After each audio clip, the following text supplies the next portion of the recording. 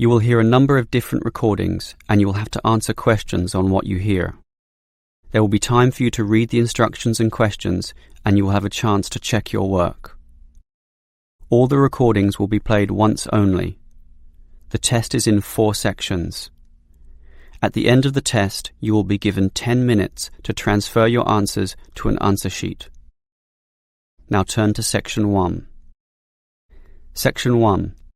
You will hear 2 flatmates, Tom and Richard, discussing the rules of their shared house. First, you have some time to look at questions 1 to 6. You will see that there is an example that has been done for you. On this occasion only, the conversation relating to this will be played first.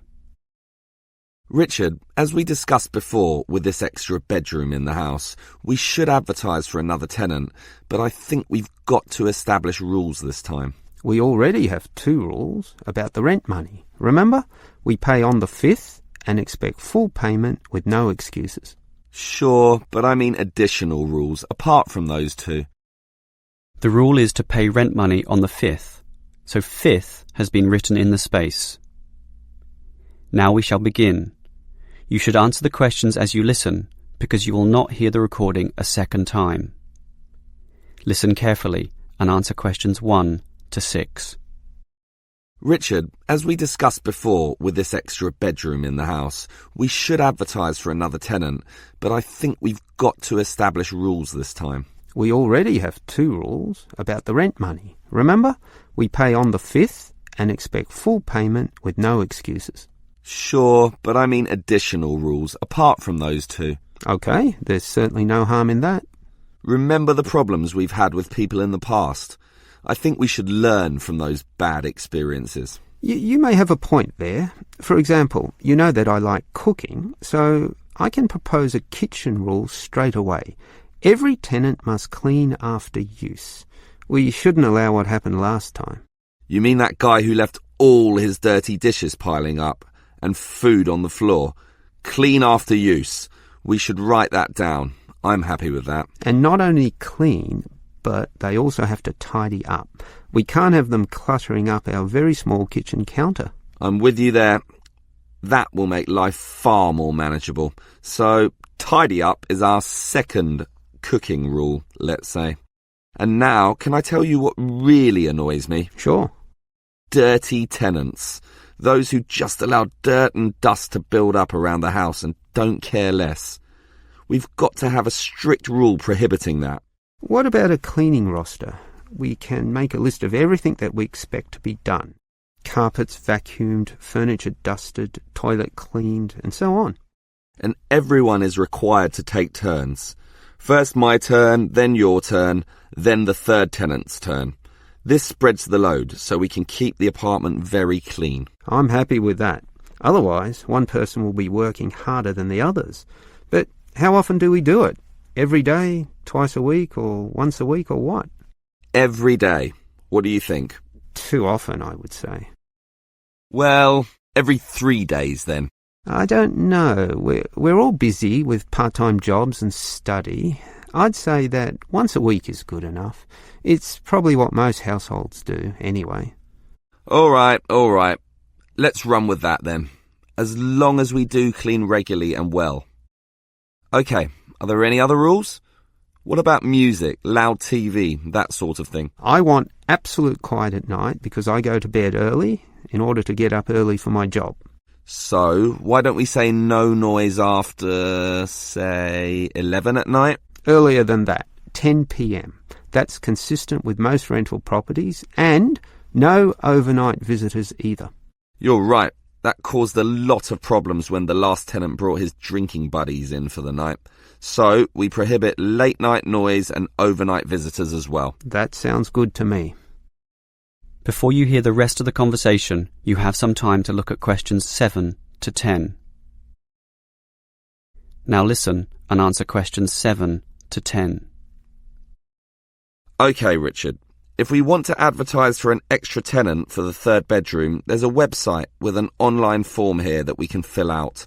That will speed things up. Good idea. In fact, let's do it now and get it over and done with. Sure. The first category here is gender. I guess that means we write male or female. I think I'd prefer a male. He'd fit in with us, one of the boys, something like that. Sure, but that might limit things, and I'd say a female might be just what this household needs. Why don't we say any and let fate decide? See who turns up and judge them as they come. Okay, I'll type any. So now we move on to job.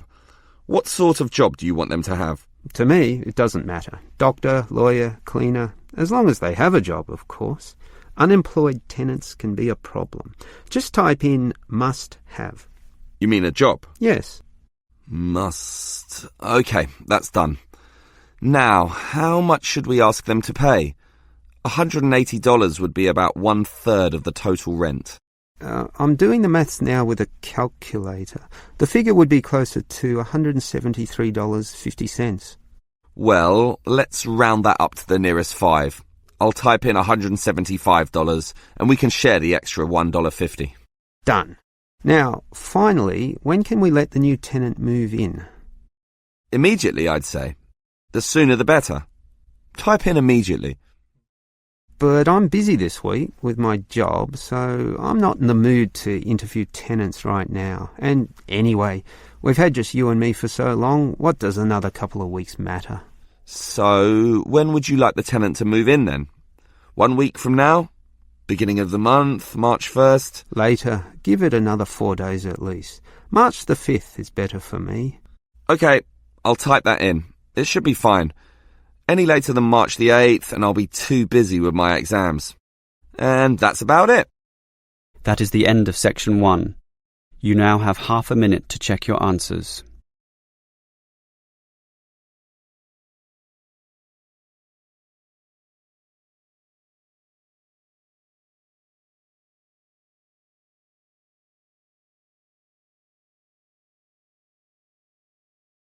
Now turn to section 2.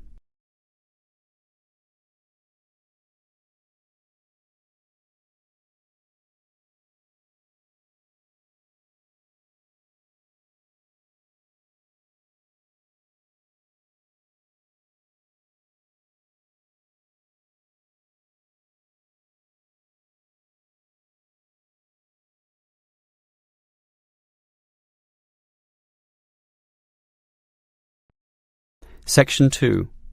You will hear a police officer giving a lecture to some overseas students about ways to minimize risk in public. First, you have some time to look at questions 11 to 17. Now listen carefully and answer questions 11 to 17. Hello, everyone.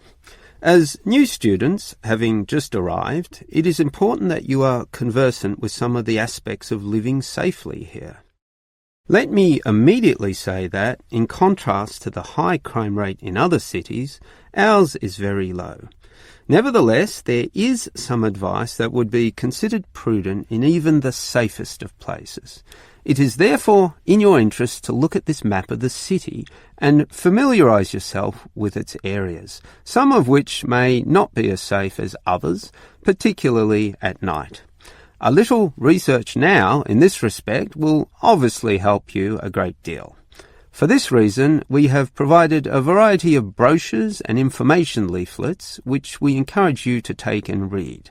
In addition, you should talk to people you know, to your homestay parents and teachers, and get a feel for the situation both in the neighbourhood where you live and the city at large. Now, you should know about the police presence in this city. There are local police stations in every suburb, but not all of these are open 24 hours a day.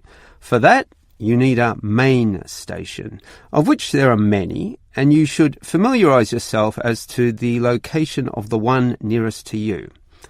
Moving on, many of you might like to go out at night. So, you should also familiarise yourself with the public transport system. It could put you at risk if you are wandering around lost in the late hours of the night, particularly if you are a woman. Our city has a fairly good public transportation system, but not all of it operates necessarily to late hours. For this reason, you can avail yourself of the special late-night buses known as night birds, which operate along most major routes. Again, collect one of the brochures on the table here for the night bird timetables. Finally, if you do feel there is an emergency, you can dial 000.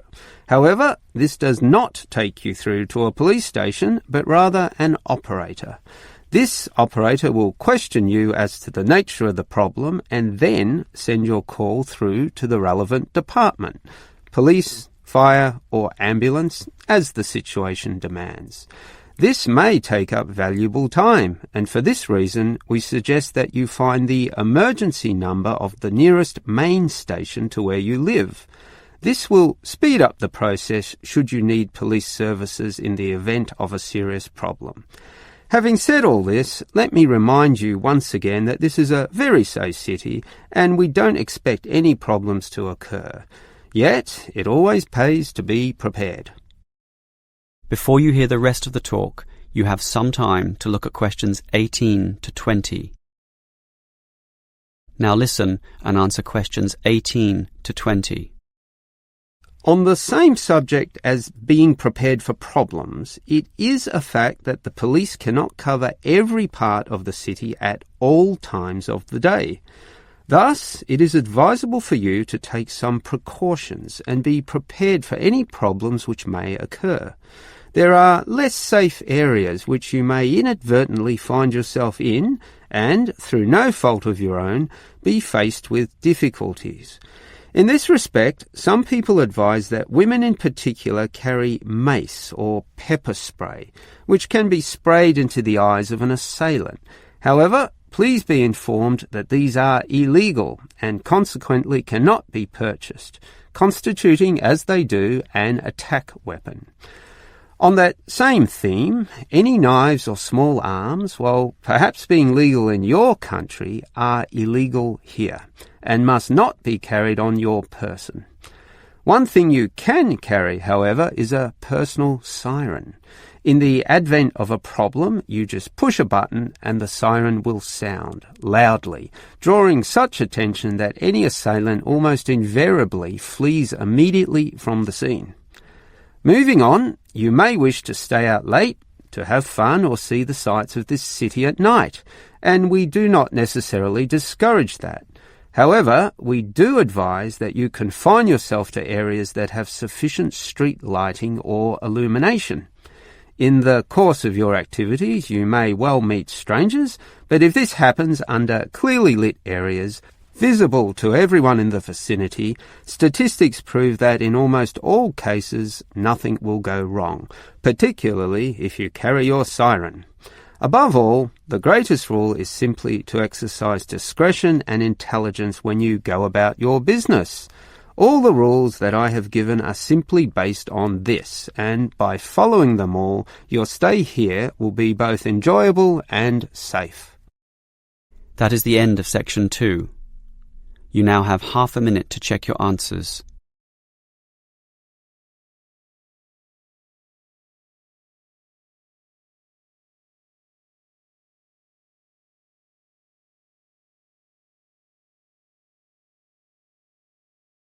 Now turn to section 3.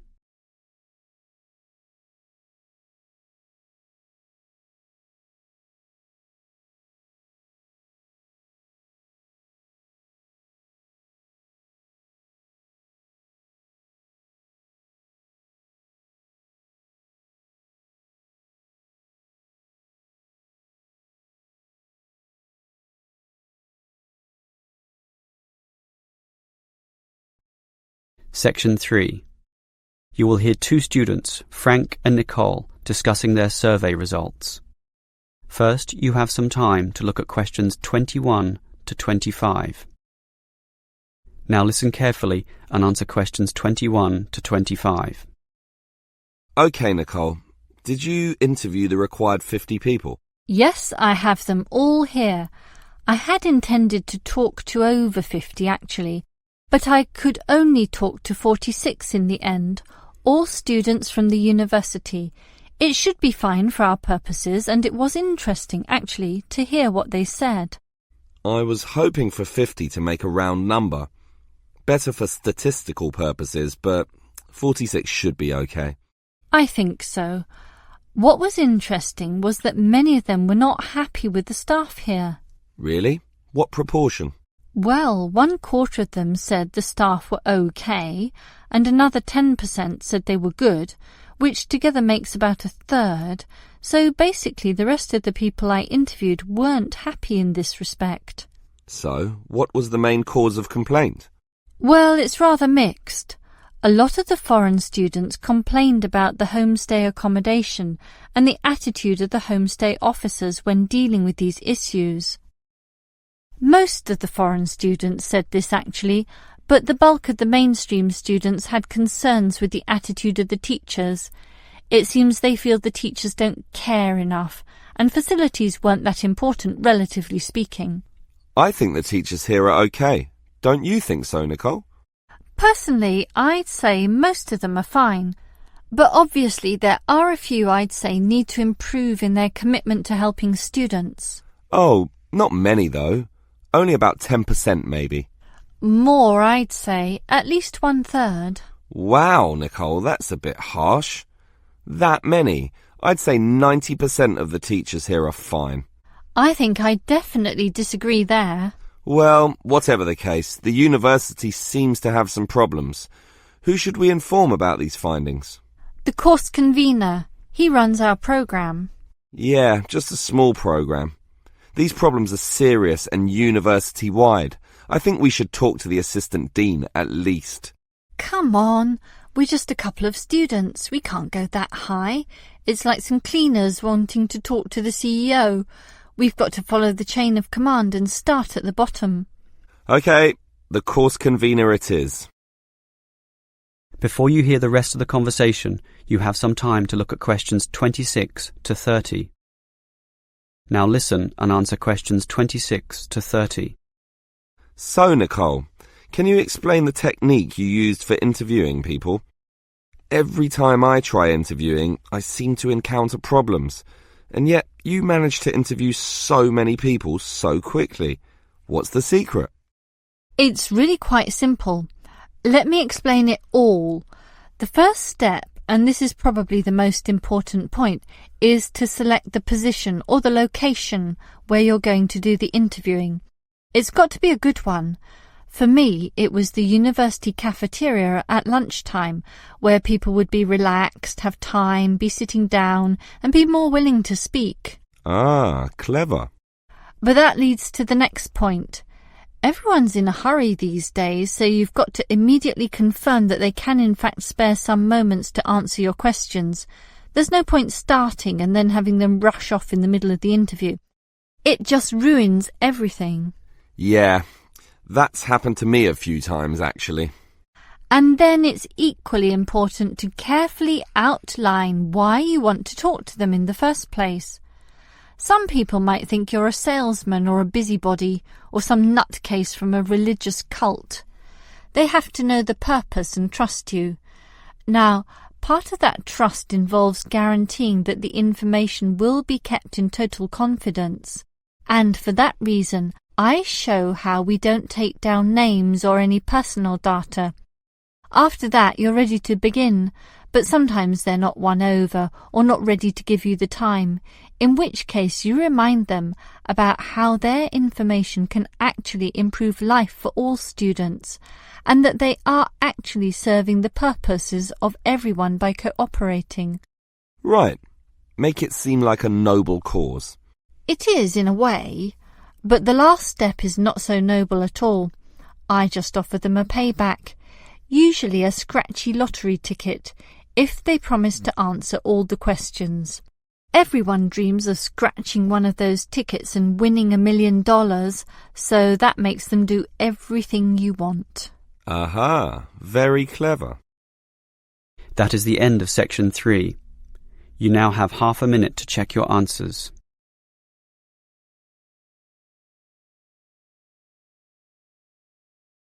Now turn to section 4.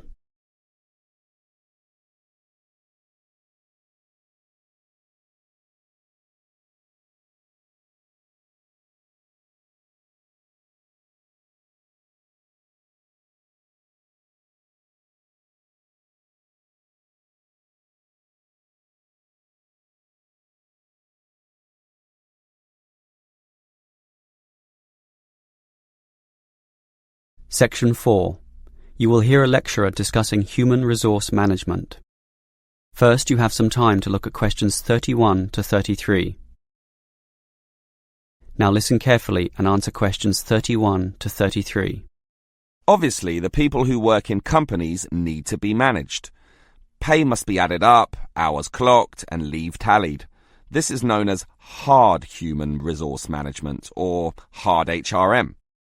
This is because it is based on hard numbers, facts and rules. That is, an impersonal, calculative aspect. And again, there must be such an outlook, with all its paper-based systems, in order to carry out company tasks. But if there's a hard, there must be a soft. And it is this soft element of HRM that I'd like to consider now.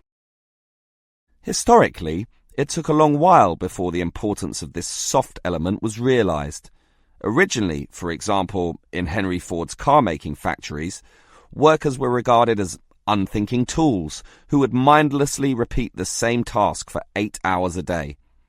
This attitude worked for a while. However, the Ford Motor Company faced the growing challenges of huge turnover, lack of motivation, declining quality of their product, and labor disputes. It eventually became clear that the original ethos about workers was wrong. It needed to take their human needs more into account. That leads us to the modern soft HRM model, where the staff, or human resources, are now considered one of the most important assets a company may have, an asset just as tangible as the factories, shops, and money in the bank, and something that needs to be managed in a soft way as well as hard. Before you hear the rest of the lecture, you have some time to look at questions 34 to 40. Now listen and answer questions 34 to 40. So, what is soft HRM? It basically involves 3 elements. One is motivating your staff. The second is making sure they stay with your company, that is, reducing turnover. And remember, turnover costs money, diverts resources, disturbs the system, and you may be losing a lot of experience there in just one staff member. The third element is using the staff in the best way, in a way that gets the most out of them. All of these elements are closely related and sometimes overlap, but are still distinct enough to be considered separately. Now, let's talk about motivation first. Obviously, people will work harder if they feel good about being where they are.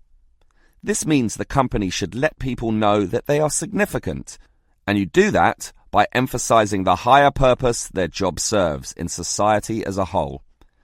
And this sense of higher purpose will drive people onwards. So, for example, if the company makes paper, have a motivation session, letting them all understand the importance of paper to modern society, and it is important. Basically, everything is important when you think about it, so make this fact clear to all. As for keeping staff, well, that also comes from motivation. But do you know the number one reason why people leave jobs? The answer? Because they don't feel appreciated. So, you need to make sure that they have this feeling. How? At its simplest, the boss can say thank you to the staff. You can remember their birthdays, bring out a cake, celebrate milestones, take them to a restaurant once in a while, and say thank you again. But more importantly, mean it sincerely. If this is going to work, sincerity is very important here. Well, we've motivated the staff and retained them with the company, so now we've got to use them optimally. This is often done by getting them to participate more in the key decisions. This has 2 advantages. 1, the employees feel more in control of their destinies, helping again with motivation and retention. And 2, the company tends to make better decisions. Remember, often it is the people closest to the customer who can really tell you the very best things about what works and what doesn't. The modern organization realizes that insight, knowledge, and clever innovation can come from anyone in the company, no matter how close or far from the decision-making process they may be. That is the end of section 4. You now have half a minute to check your answers. That is the end of the listening test. In the IELTS test, you would now have 10 minutes to transfer your answers to the answer sheet.